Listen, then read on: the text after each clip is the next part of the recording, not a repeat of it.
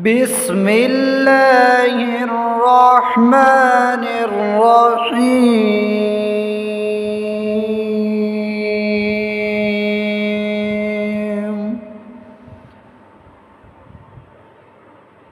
سيقول السفهاء من الناس ما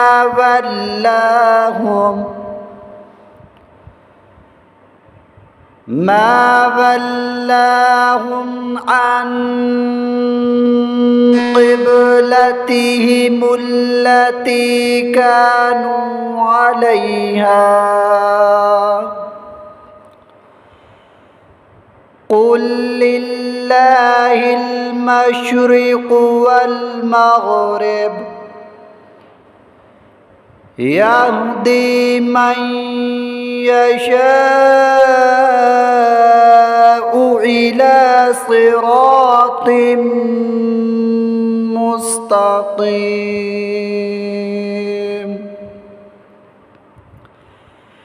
وكذلك جعلناكم أمة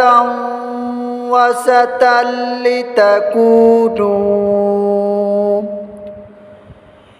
لتكونوا شهداء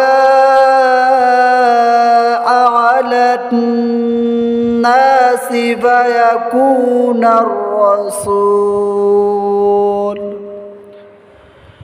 ويكون الرسول عليكم شهيدا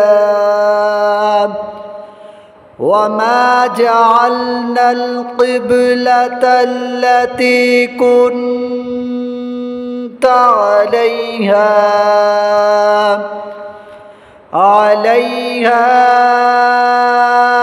إلا لنعلم من يتبع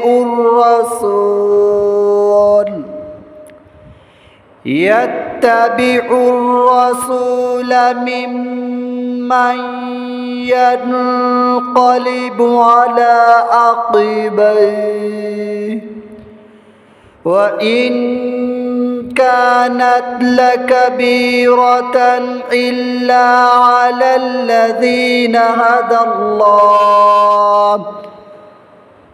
وما كان الله ليضيع إيمانكم إن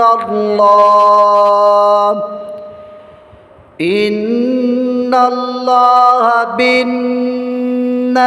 لرؤوف رحيم قد نرى تقلب وجهك في السماء فلنولينك قبلة ترضاها فول وجهك شطر المسجد الحرام وحيث ما كنتم فولوا وجوهكم شطره وإن الذين أوتوا الكتاب ليعلمون أنه الحق من ربهم وما الله بغافل عما يعملون ولئن أتيت الذين أوتوا الكتاب بكل آية ما تبعوا قبلتك وما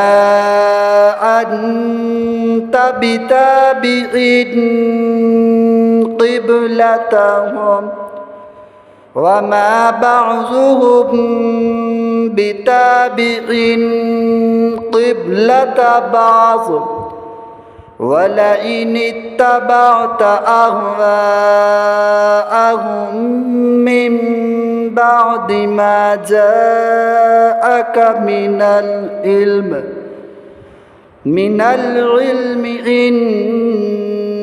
إنك إذا لمن الظالمين